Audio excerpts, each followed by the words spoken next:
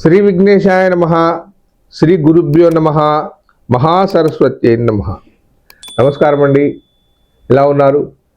ఈరోజు తులారాశి వారికి 2026 సంవత్సరం ఫిబ్రవరి మాసంలో ఎలా ఉండబోతుంది, ఈ 28 రోజులలో వారికి జరిగే సంఘటనలు ఏమిటి, వారికి ఆర్థికంగా లాభం వస్తుందా, వారికి వివాహాలు అవుతాయా అనే అంశం గురించి మాట్లాడుతున్నాను. మనకు ఉండే 9 గ్రహాల సంచారం వల్ల మనకు ఈ ఫలితాలు ఏర్పడతాయి. గ్రహాల యొక్క ప్రభావం మనిషిపై పడి వాటి ఫలితాలు ఏర్పడుతూ ఉంటాయి. ఈ తులారాశి వారు ఎవరైతే ఉంటారో చిత్త 2 పాదాలు, స్వాతి 4 పాదాలు, విశాఖ 3 పాదాల వారికి ఈ చిత్త తులారాశిలోకి వస్తారు. ఈ తులారాశి అధిపతి వచ్చేసి శుక్రుడు. ఇకపోతే గ్రహ సంచారం వల్ల ఈ మాసంలో ఎలా ఉండబోతుంది? రవి 5వ స్థానంలో ఉన్నాడు. పంచమ స్థానంలో రవి భగవానుడు కనుక ఉంటే పుత్రుల వల్ల సమస్యలు వచ్చే అవకాశం ఉంది. పుత్రులు కానీ పుత్రికలు కానీ ఏదో కొని తెచ్చిపెట్టి మిమ్మల్ని ఇబ్బంది పాలు చేసే అవకాశం ఉంది. చదువులో వెనుకబాటు పడే అవకాశం ఉంది.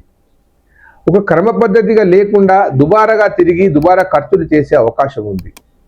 కాబట్టి మీ సంతాన విషయంలో మీరు కొంత జాగ్రత్తగా ఉండి మీ పనులన్నీ ఒక పక్కకు పెట్టి ఒకసారి మీ పిల్లలను జాగ్రత్తగా చూడవలసిన అవసరం ఎంతగా ఉంది. అది తండ్రిగా నీ బాధ్యత. దాంతోపాటు జరుగుతుందని చెప్తున్నాను కాబట్టి ఒక నెల రోజులు శ్రద్ధ వహించండి. రాబో కాలంలో అందరికీ పరీక్షలు వస్తున్నాయి కాబట్టి అది విద్యకు సంబంధించిన విషయం కాబట్టి అది జీవితానికి సంబంధించిన విషయం కాబట్టి మీ పిల్లలను ఒక క్రమ పద్ధతిగా పెట్టండి. ఉదయమే లేపి వారిని ఒక క్రమ పద్ధతులు చేయించండి. వీరైతే సూర్య నమస్కారాలు చేయించండి. ఏ మంత్రము అవసరం లేదు. ఉదయం లేవగానే సూర్య భగవాను ముందు నిలబడి మంత్రం మాట్లాడకున్నా పర్వాలేదు, సూర్యుని ముందు కనుక నిలబడి చేతులు జోడించి ఊరికే నిలబడమనండి, సరిపోతుంది. అలా కాకుండా చేస్తే వెనకబడే అవకాశం ఎక్కువగా ఉంది. ఇకపోతే కుజుడు 4వ స్థానంలో ఉన్నాడు. 4వ స్థానంలో కుజుడు ఉన్నప్పుడు కొంత ఇంట్లో చికాకులు, ఇదే చెప్తున్నాను కదా, మీ సంతానం వల్లనే కానీ మీ భార్య వల్లనే కానీ ఏదైనా కానీ ఈ కుటుంబంలో చికాకులు వచ్చే అవకాశం ఉంది. దాంతోపాటు మీకు గృహములో స్థల విక్రయాలే కానీ ఏదైనా నూతనంగా గృహాన్ని నిర్మిస్తున్న వారు కానీ కొన్ని ఆటంకాలు వచ్చే అవకాశం ఉంది. చతుర్థాధిపతి అయిన కుజుడు కొంచెం ఇబ్బంది చేస్తాడు, దాన్ని తట్టుకోవాల్సిన అవసరం ఉంది. ఇకపోతే వ్యాపారవేత్తలకు చిన్న వ్యాపారాలే కానీ పెద్ద వ్యాపారాలే కానీ కూరగాయల బిజినెస్ కానీ బంగారం బిజినెస్ కానీ బుధుడు పంచమ స్థానంలో ఉన్నాడు. పంచమ స్థానంలో ఉన్నప్పుడు మంచి లాభాలు వస్తాయి. ఆర్థికంగా కూడా వెసులుబాటు జరుగుతూ ఉంటుంది. మీరు అనుకున్న స్థాయికి ఎదగాలంటే ఈ మాసంలో బ్రహ్మాండంగా జరుగుతూ ఉంటుంది. వ్యాపారంలో ఏదైనా నూతనంగా కొత్త వ్యాపారాన్ని ప్రారంభించాలని మీ మనసు తహతహలాడితే ప్రారంభించండి, అద్భుతమైన ఫలితాలు వస్తాయి. ఏదైనా ఈ యొక్క షాపును తీసి వేరే స్థలానికి మార్చాలన్న మీ సంకల్పం కనుక ఉంటే అది కూడా చేయండి, అద్భుతంగా ఫలిస్తుంది. ఎందుకంటే స్థల మార్పిడి అనేది కూడా జరిగే అవకాశం ఉంది. దానివల్ల లాభం జరుగుతూ ఉంటుంది. ఇకపోతే గురువు 9వ స్థానంలో ఉన్నాడు. భాగ్యాధిపతి అయి గురువు ఉన్నాడు. తులారాశి వారికి ఇది శుభ పరిణామం. ఎందుకనంటే వివాహాలు కాక ఎన్నో సంబంధాలు చూసి విసిగిపోయి ఇది జరగదు అని అనుకున్న వారికి ఇది శుభవార్తని చెప్పాలి. యువతి యువకులకు ఒక్కసారి మీ మనసును లగ్నం చేసి వివాహం వైపు మళ్లించి మీరు ప్రయత్నం చేస్తే ఖచ్చితంగా అవుతుంది. ప్రయత్నించని వాడికి భగవంతుడు కూడా సహకారం చేయడు. మీరు ఏదో అలా గాలికి వదిలేసి ఇలా పెళ్లి కావాలి, ఏదో ఇలా చూస్తాను అలా చేస్తానంటే కాదు. గురుబలం ఉన్నా కానీ మీ మనసును ఏకాగ్రతగా చేస్తేనే కానీ దారికి వస్తుంది. ఇకపోతే ఉద్యోగస్తులకు శుభవార్త చెప్తున్నాను. ఈ గురువు వల్ల మీకు ఉన్నత ప్రమోషన్స్ వచ్చే అవకాశం ఉంది. మీకు ఏమైనా పిఆర్సీలు ఈఆర్సీలు లాంటివి ఉంటే ప్రయత్నం చేయండి, అవి ఖచ్చితంగా వస్తాయి.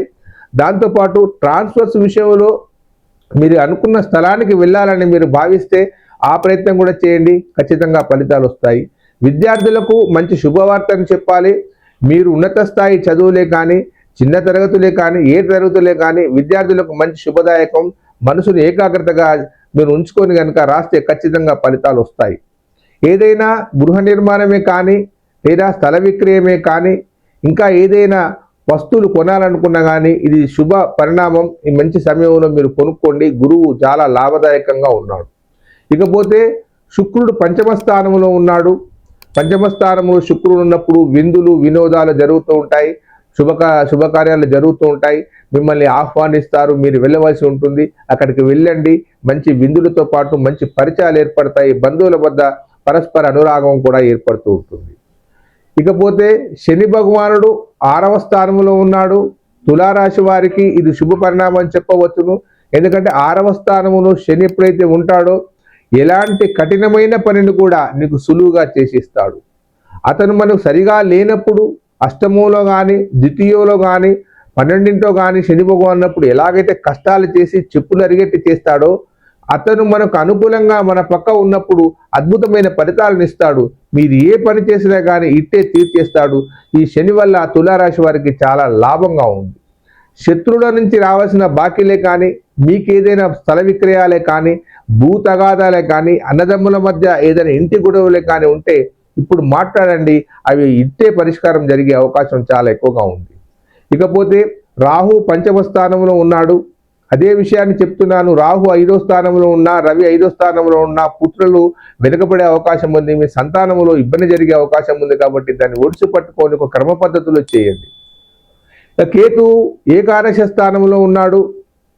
కేతు ఏకాదశ స్థానంలో ఉంటే అద్భుతమైన ఫలితాలు వస్తాయి. మీరు అనుకున్న తడుగా అన్నీ జరుగుతూ ఉంటాయి. మొత్తానికి తులారాశి వారికి అద్భుతమైన ఫలితాలు వస్తాయని చెప్పవచ్చును. సర్వే జనా సుఖినో భవంతు.